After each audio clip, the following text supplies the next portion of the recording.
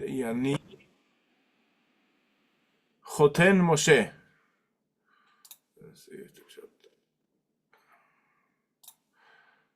נוסעים אנחנו אל המקום אשר אמר אדוני אותו אתן לכם, לך איתנו, והתהבנו לך, כי אדוני דיבר טוב על ישראל. Moshe said to Chovav, son of Reuel, the Midianite, Moshe's father-in-law, we're setting out for the place of which Hashem has said, I will give it to you. So they're in the desert, and the Jewish people, they are about to leave their campsite, and now Moshe's father-in-law is there, and Moshe's father-in-law, he goes by another name. Who knows Moshe's father-in-law's other name?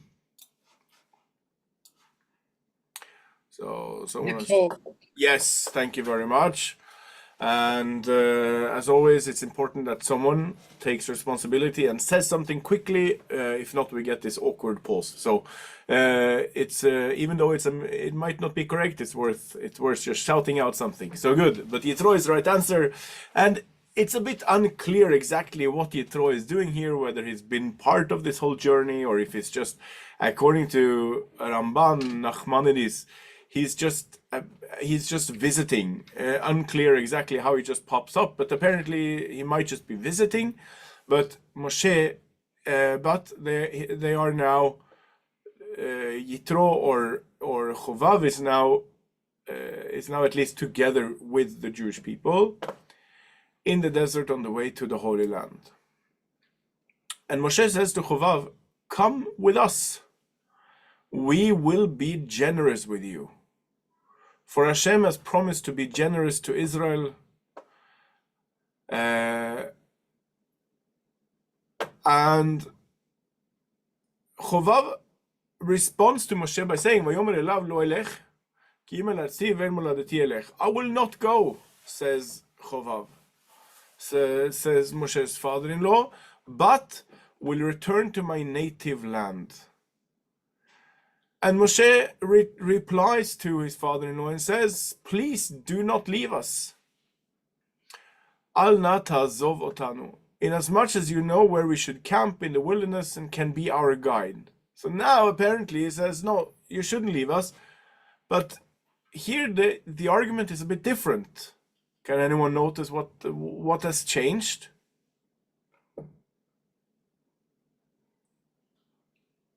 He needs help from him.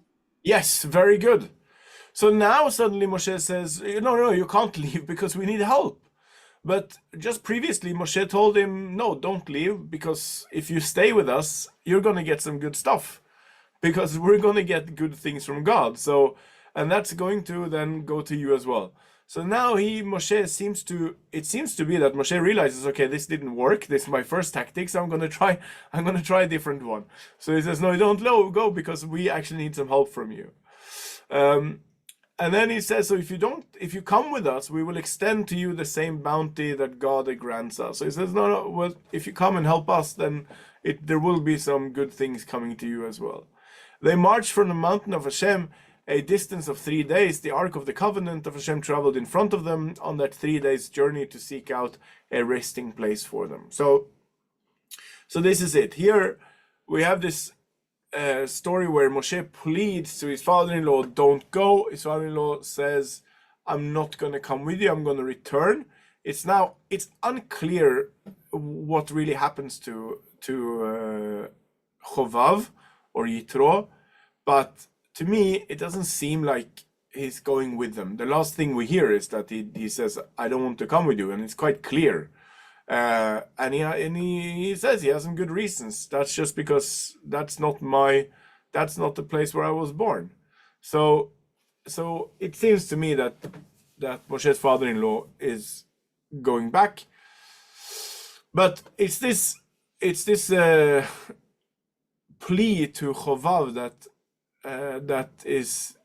the Midrash finds fascinating. First, does anyone have any comments or questions about the text in the Torah?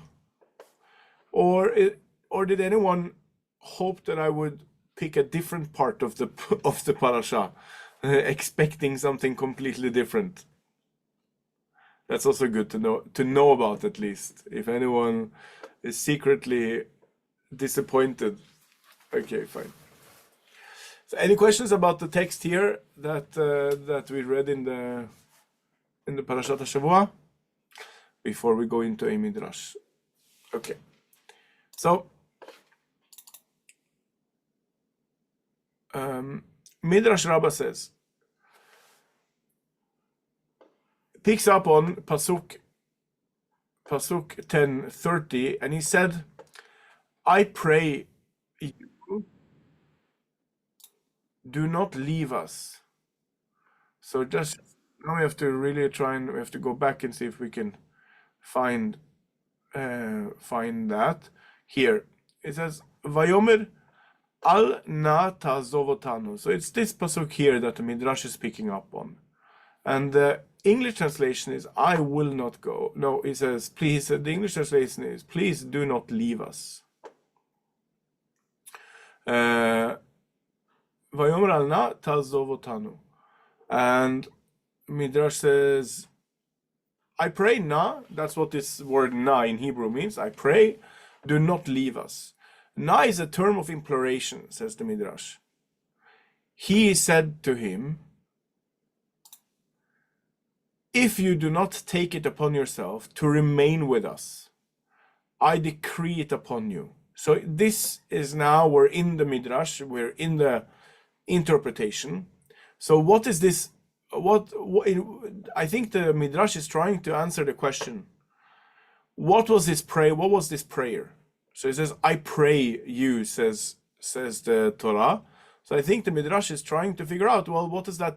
What was said? If there was a prayer, there must be more words than simply I pray you. There must be something behind it. So the Midrash says that Moshe told his father-in-law that if you don't stay with us, I'm actually just going to tell you that you have to. For now, if you leave, Israel will say, Yitro became a proselyte, not out of love, but only in expectation of a portion in the land, which, seeing not to be forthcoming, he abandoned us. This is the first part of the Midrash. Does anyone want to try and... Yes, Mikael. Yeah, I find it. I would have read it the opposite way. So I very expected you to say something very, very, very good now, because you can say, if you just say hi, go with my daughter and my grandchildren and be well, I go home. So he didn't expect anything. But if you go with them, then he says, then you can say the opposite. He expects to come to a land and get a rich portion and reward. So I read it. I'm very surprised by the Midrash. Okay. Right. Yeah. Right. Because you read that that Yitro, people would say about Yitro that the only reason why you're going with the Jewish people is because they promised you all this kind of good stuff. Yeah.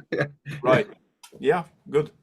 So Moshe is sort of taking it the other way, and he says, no, you don't. You have to see what people are going to say about you, Yitro. Like people are going to say about you that since it didn't seem like you were going to get anything from this, you just left. So that's Moshe's sort of a threat in a way to Yitro.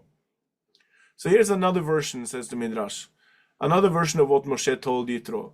Moshe said to him, you think you're increasing God's honor by planning to make conversions in your land.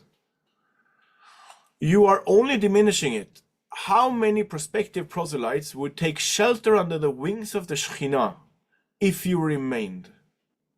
But now you're closing the door against them. And they will say, if Yitro, the father-in-law of the king, did not take it upon himself to remain with Israel, how much more so we? So here he's saying that, you know what, the reason why you have to come with us is because people who are looking to join the Jewish people, they're going to now say, why should we join the Jewish people? Even Moshe's father-in-law didn't want to join the Jewish people, so we're not going to be joining. So that's another version of what this prayer to Yitro involved, that the Midrash is adding on to the text. Question or comments before we continue with exploring the text in the Torah, because here's another. Yeah, I had this question. Yeah. It's all about he becoming a proselyte, a ger, and that's not so obvious. He say, "Come with us." It's not that obvious that he say, "Come and be Jewish." Correct. So we will. This will be part of the exploration in the Midrash that we go when we go forward. Very good. So we have another. We have to go up again to see the text in the Torah, because it moves on to the next one. It says, "Vayomer al na ta'azov otanu, ki al ken yadata, chanotenu bamidbar, ve'ayita lanu leinayim." So Moshe says to Chovav, "Please do not leave us, inasmuch as you know where we should camp in the wilderness and can be our guide." So the Midrash is going to pick up on this Hebrew word right here, chanotenu, which I guess the simplest meaning, I guess, at least in English, would be that we should camp. And the Midrash goes on and says, "Inasmuch as you have known our camping, chanotenu, in the desert." Moshe said to him, "If another who had not seen the miracles and wonders wrought for us in the desert, up and left, it might befit him, but you who have seen them, can you do so?" So Moshe says, I might understand that someone who didn't see the miracles that happened to the Jewish people, I can understand why they would leave. But you, Yitro, who saw what happened and the miracles that we experienced, how can you leave us? And Rabbi Yehuda says, you who saw the chen, favor. So this is part of the midrashic explanation or the midrashic translation of the word chanotenu, which meant our camp. And here they use a not so literal translation in order to say that it means favor. So Rabbi Yehuda says, you who saw the chen, Yitro, you saw everything that we got, the favor that we got, or that our fathers got in Egypt. So here they're trying to explain explaining what Moshe is saying to Yitro. And the Lord placed the favor of the people in the eyes of Egypt. Would you pick up and leave? And you have been eyes for us, and not that alone, but in all things that were concealed from our eyes, you enlightened us. And you shall see from all the people, etc. And now were these things of appointed judges. Okay, so this is it. Here until we can go up until the end. So again, now we have more and more explanations of why Yitro really shouldn't be leaving the Jewish people. Another thing is again that Yitro should really have seen all these things. And why did they escape Moshe? To credit the thing to Yitro. Variantly, and you have been eyes for us, they're trying to explain this word einayim that we find in the text in Behalotcha, what we just read. Whose eyes are we talking about? And variantly, and you have been eyes for us, that he, the proselyte, be as beloved by us as the apple of our eye. And you shall love the stranger, and a stranger shall not taunt you and oppress, and you shall not oppress. Okay. We have here, Mikael said that, hang on, let me just see if I can remember. You said, Mikael, that Midrash keeps on talking about Yitro as a proselyte, as someone who converts. But that's not so obvious, because the only thing that Moshe is really trying to get him to do is to come with them. So where does the Midrash really why is it so obvious for the Midrash that we're talking about someone who is a proselyte, someone who converts to whatever it is that this is in the desert? And that is a fantastic question, and it's something that dealt with in further midrashim. Now, maybe someone would like to guess or would like to comment further. So far, the question we have in the text in the midrash is, how come it's so clear for the midrash that Yitro is a convert? Does anyone have another perspective on the midrash, or other thoughts about the midrash that we read, or questions about the midrash? Yeah, I was thinking about if he would leave, even if he would have seen all of the miracles, what impact that could have, like for generations to lose faith or maybe doubts around for the others as well. So it seems like a dangerous situation if one of the people who actually saw it would not want to be in all of those with that people who saw the miracle. That's a dangerous thing almost. Right. And I think that could lead to an explanation or an argument for why we are not talking about conversion. Because this could be an argument to say that the only thing that Moshe is interested in is to make sure that people don't look at Yitro and says, you know what, this person saw all the miracles and he still didn't join the Jewish people. So maybe you could argue that Moshe is not interested in Yitro converting. The only thing he's interested in is avoiding that all the future generations leave the people because Yitro didn't follow the Jewish people. So I guess that could be an argument to support what Mikael is wondering. How come this is really a conversion? Maybe this is just Moshe making sure that the Jewish people are going to not lose too many people in the future because someone who actually saw everything decided, I'm not interested. Mikael. I think the argument in the Midrash is a very good argument. They call Moses the king. So in any terms, he is an outstanding leader. And if his own father-in-law says, okay, you are a nice guy, but I think there is something to the argument. Right. Yeah, that's true. You picked up on the that's interesting. You picked up on the description of Moshe as king. Yeah, usually the king is someone very different. Usually the king is God. So that's not it's not a coincidence that I think they call Moshe king in the Midrash. It is to really highlight, maybe to highlight what Sarah and you've been saying, that this is really, it would look so strange to everyone else that Moshe's father-in-law says, you know what, this project, you can do this project, but I'm not really interested. Okay, good. So we're going to continue in Megillat Ruth, because since we're talking about a proselyte or a conversion, Ruth is really the obvious rabbinic example. It's not the obvious, it's the archetype. It's the example of someone who becomes a proselyte, someone who converts to Judaism. That's Ruth. And Ruth says in the Megillah, Ruth says, do not urge me to leave you. Now, I would just like to point out that I don't have the Hebrew here, but we started with Vayomer alna ta'azov otanu, and that's the exact same wording in Megillat Ruth as we find in this week's parasha. Moshe says, don't leave us, and that's exactly the wording we find in Megillat Ruth as well, when Ruth replies, do not urge me to leave you, to turn back and not follow you.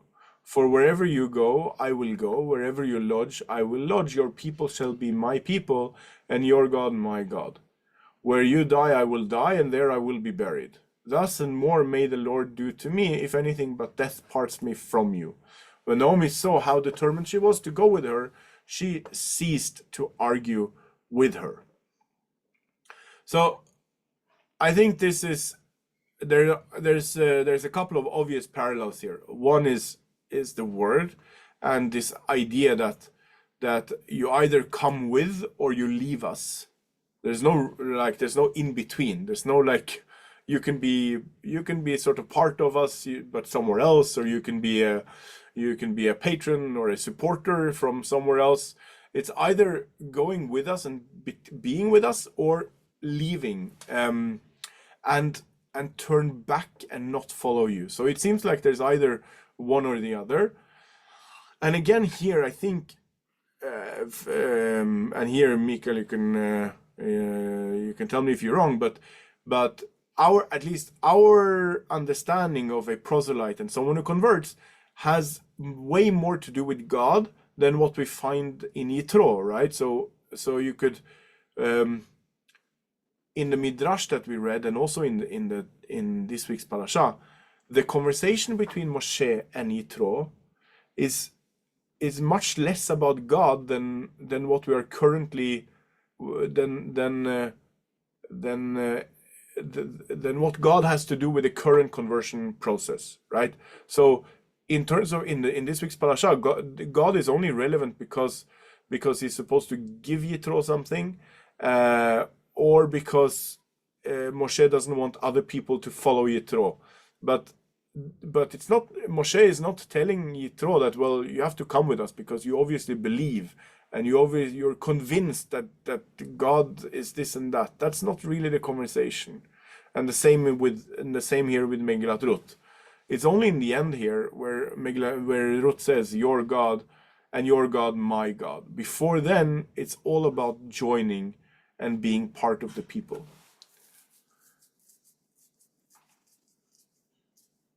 Mikael, did you want to say something? Yeah, I totally agree with you.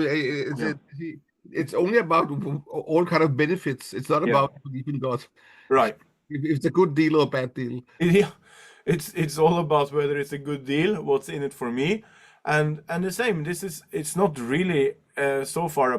God is not really a part of this conversation with Ruth either, and this is a slightly controversial pasuk from Yeshayahu, where he says, the Lord as God will pardon Yaakov and will again choose Israel. So this is about the future, and in the future, strangers shall join them and shall cleave to the house of Yaakov. And again, in the future, when it talks about somehow people, in a way, at least in some way, people will become proselytes, or people will become Jews in some way. What Yeshayahu is talking about is people who are joining and cleaving to God. That means sticking to the people. So far, this is again showing that this being convinced about God, believing that God exists, this kind of stuff that we often talk about when we talk about conversion today, is not present so far in these sources. And then there's a passage in the Talmud, which is we also find in the Midrash in Ruth Rabbah, but this is a much more more condensed version that we find in the Talmud. And the version in the Talmud is a conversation that the Talmud makes up of this conversation that we found here between Ruth and Naomi. And the Talmud makes up a very interesting conversation between the two. So Naomi said to Ruth, on Shabbat, it is prohibited for us to go beyond the Shabbat limit. So, and again, this is, of course, from our perspective of the conversion process, from what we know today, this is what's it called? This is a shiur that everyone has to go through. It's about halachot on Shabbat, hilchot Shabbat. That's a classic part of the conversion process. And here the rabbis put in this conversation as a part of the conversation between Ruth and Naomi. And then Ruth says, where you go, I shall go. That's the response to this. So if you go back to here, Ruth says, wherever you go, I will go. But this, in the Talmud conversation, this is only a response to Naomi explaining to Ruth that you know that on Shabbat we have all kinds of halachot, and one of the halachot that we have on Shabbat, says Naomi to Ruth, that we're not prohibited, that it's prohibited for us to go beyond the Shabbat limit. So Ruth responds, where you go, I shall go. Naomi then says, it's forbidden for us to be secluded together with a man other than our husband or close family. And that's why Ruth responds, where you lodge, I shall lodge. So Ruth says, I'm not going to be together with other men. I'm just going to be staying with you. And again, I think here, the way I read this is as a sort of continuation of what we've seen before. Here, the rabbis are in a way trying to force the rules and mitzvot and God into the picture. And Ruth keeps on responding with a way that says, you know what, it doesn't really matter so much. So instead of Ruth responding about the Shabbat rules as some kind of other, with some ideas about Shabbat or talks about halacha, instead she just says, I'm going to be with you. I don't really need to worry about the limit of Shabbat. So in order to try and explain this better, you could imagine that in this conversation, when Naomi says, you do know that on Shabbat there's a limit to how far you can walk. That's what Naomi says to Ruth. You could imagine that Ruth would answer, that's interesting. How far is that? That's usually the question that we have in the Shiur. When we say, you know that on Shabbat there's a limit to how far you can walk. The first question is, well, how far is that? And instead, Ruth says, it doesn't matter how far I can walk, because I'm not going anywhere where you're not going to go. So what I see here is that the rabbis are trying to introduce into the whole conversion, the idea of conversion and idea about being a proselyte. The rabbis are in a way injecting halacha and injecting mitzvot, but they stop it because they keep making Ruth respond in a way that has nothing to do with halacha. So Ruth says, I don't need to know about the Shabbat limit because I'm only going to go where you're going. And then Naomi says, I have another halacha for you that you need to know if you want to become part of the Jewish people. And that is that it's forbidden for us to be together with another man. And then, you know what? The first question, if we do this in a shiur, the first question would be, but what about an uncle? Does the uncle count? Or what about if the door is open? Or what about if I'm in a shop, for example? But there are no such questions about halacha because Ruth doesn't really care about halacha. She just says, you know what? I don't need to know about this halachic topic because wherever you live, I am going to live. Wherever you stay, I'm going to stay. And then Naomi says, we have to observe 613 commandments. And this is interesting because the rabbi, this is not in Megillat Ruth. So the rabbis are trying to interject into the story, are trying to put parts of the conversion process into this story. And Naomi says, you know what? There are 613 commandments. And Ruth responds, your people shall be my people. And it's, in a way, it's like, how is that a response to these commandments? So Ruth says, it's fine. I don't, there could be 2,000. That's the point here, is that your people should be my people. And then Naomi says that, well, you have to not believe in any other gods. Idolatrous worship, says Naomi to Ruth, is forbidden to us. And Ruth responds, your God shall be my God. Naomi then says 4 types of capital punishment were handed over to a court. So if you don't follow all of these rules, then there are terrible consequences. And Ruth responds, that's fine. Why? Because I'm just going to be with you, and where you die, I will die. So I don't have to worry about any of these four punishments, says Ruth, because I'm just going to be with you.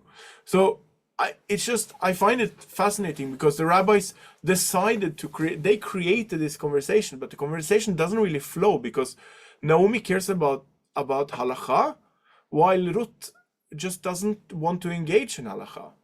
She keeps on coming back to this point that the only thing I'm interested in is attaching myself to these people and to you, really. That's first and foremost. It's her attaching herself to Naomi. So she says, I'm fine with all of these punishments because wherever you die, that's where I will die. And Naomi said to her, then 2 burial grounds were handed over to the court, one for those executed by stoning or burning, and another for those executed by beheading or strangulation. And Ruth responds, and there, if it comes to that, I will be buried.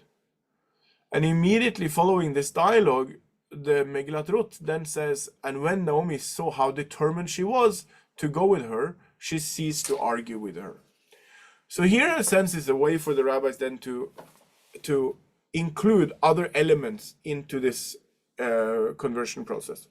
And we see all these elements then being added into the conversion process during the Talmudic period. So the way it is now is not what it was in the beginning, and this has developed. So this is part of that development where we see that the rabbis are interested in adding more into this topic because the Torah and the Midrash is creating this topic of conversion because Yitro is kept on being called a proselyte, and that really pushes the rabbis into adding information about what it means to be a proselyte. And I think in some way I think they agree with what Mikael said in the beginning, that they find it seems like they find it strange that Yitro is a proselyte, because no one ever speaks about halacha here. Like, there's nothing about the mitzvot, there's nothing about the commandments. So how can we talk about Yitro being a proselyte or Ruth being a proselyte? How can we do that without anyone talking about the 613 commandments? So somehow that has to be added into the conversation. And this is what is being done, one by the Midrash, but also with the story that we saw, the conversation that we saw in the Talmud. We saw that the rabbis were able to interject commandments and talk about mitzvot into this whole conversation about Yitro being a proselyte. But in a way, which I found fascinating, is that they don't succeed so well, because Ruth keeps ruining the conversation about commandments and halakha by coming back to this fact that, you know what, I'm just here to stay with you. So you have this tension between this tension in the process of becoming a proselyte, where on the one hand in the Torah and also in Megillat Ruth, it's really about this attachment to the people, and attachment also in Megillat Ruth is an attachment to a person. But then there's this, it's a sort of a conflict, because there are other elements to this as well that the rabbis are pointing out, that it's very strange to talk about Ruth and Yitro as proselytes without ever talking about 613 commandments. Like, this must come into the picture somehow. And that seems to be how the rabbis do this, by creating this dialogue. And they've created this whole script where they have a conversation with each other, which they make up. And Naomi then is able to inform Ruth about all these commandments that she now has to start following.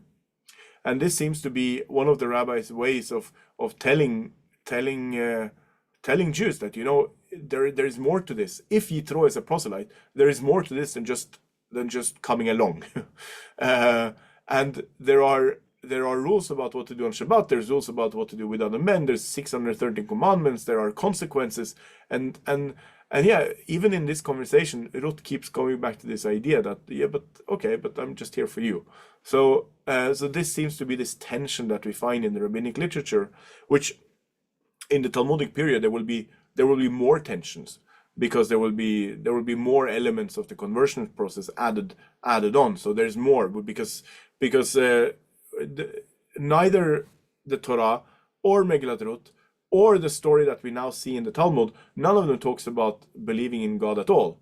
So this is also something that is going to come up in the Talmudic period, which is an added element to this conversion process. But I think it seems to me that the rabbis, in a way, is in very much agreement with Mika, that there is more. There must be more to this than just either coming or leaving.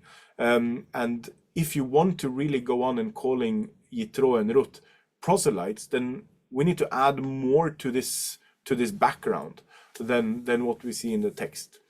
But yeah, okay. Questions or comments or thoughts?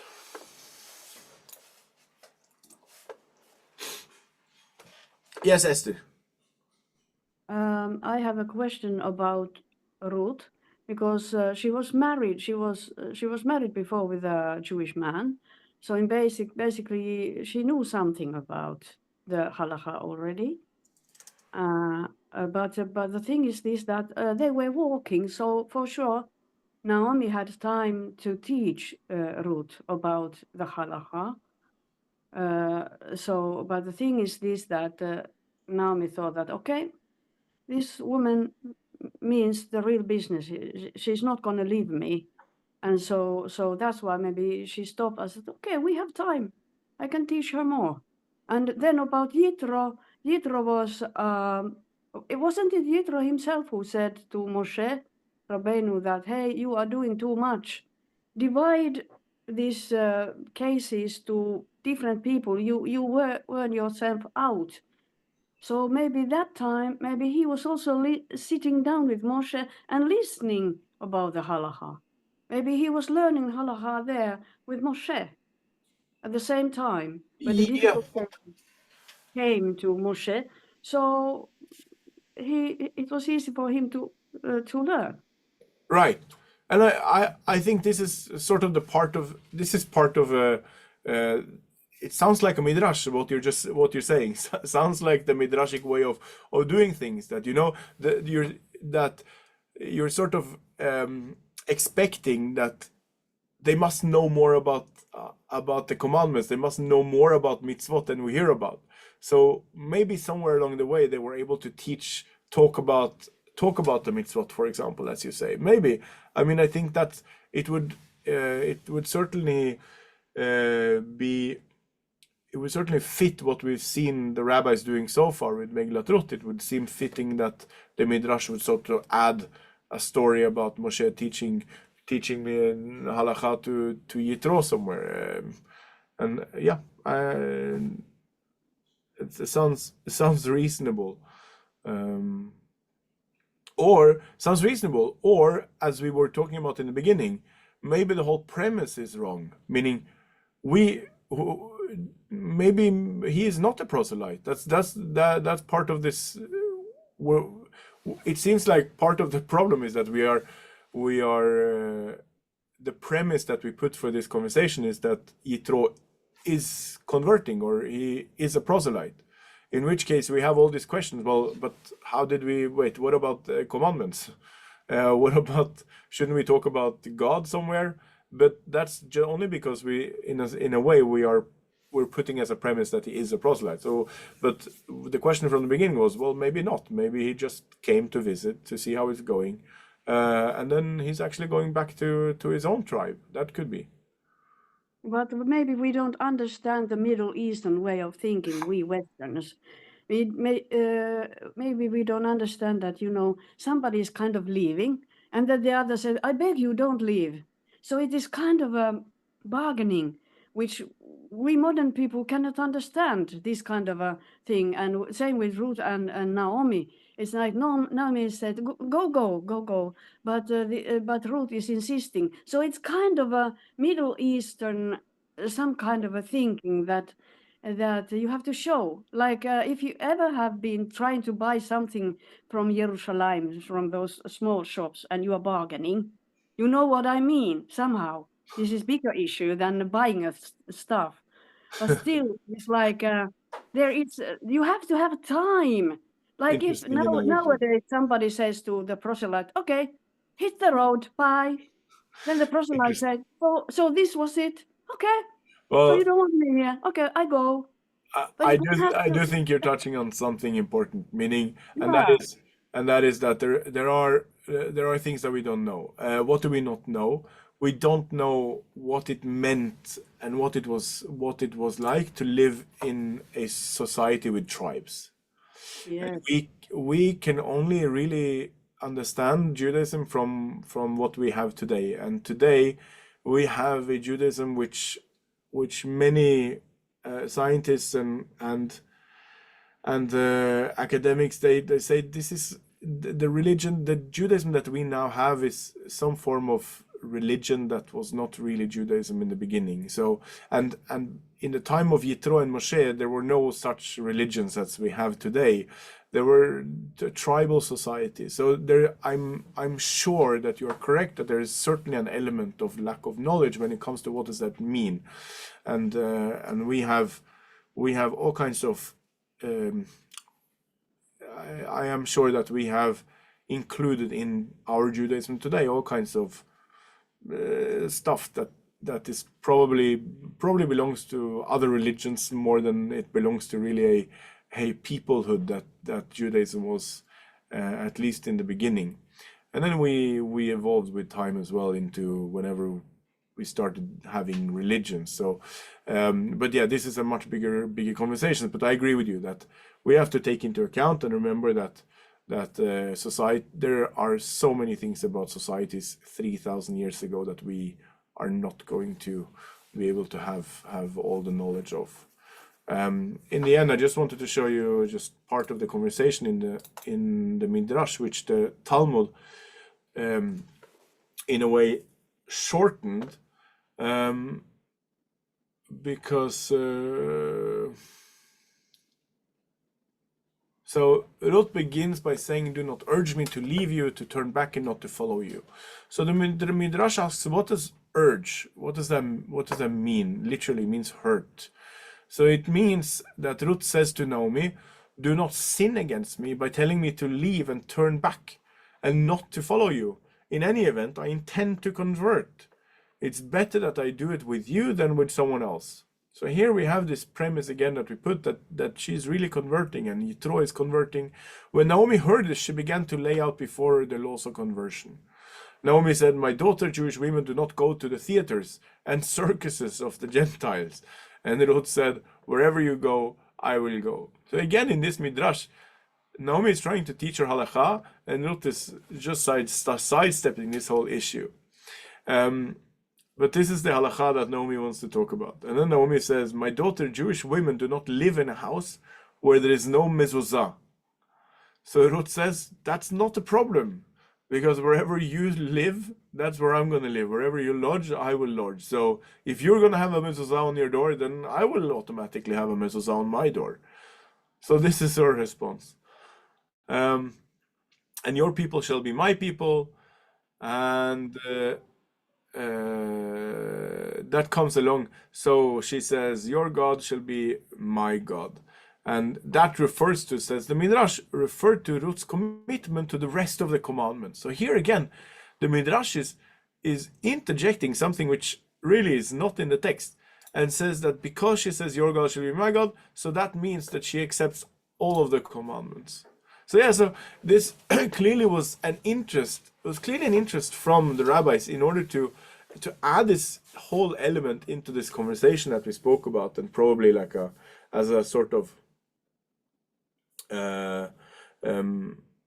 maybe simply because there was a premise laid in the beginning that she's a convert or proselyte, and that's why there must be more to this. So they added this whole strange conversation, which is a mix of halakha, where Ruth, for very interestingly, because the rabbis could have in a way changed this conversation, but Ruth keeps on sidestepping this whole issue of halakha and just says, "That's not really what's important here. I just want to stay with you." Good. That was Midrash in Parashat Behalotcha.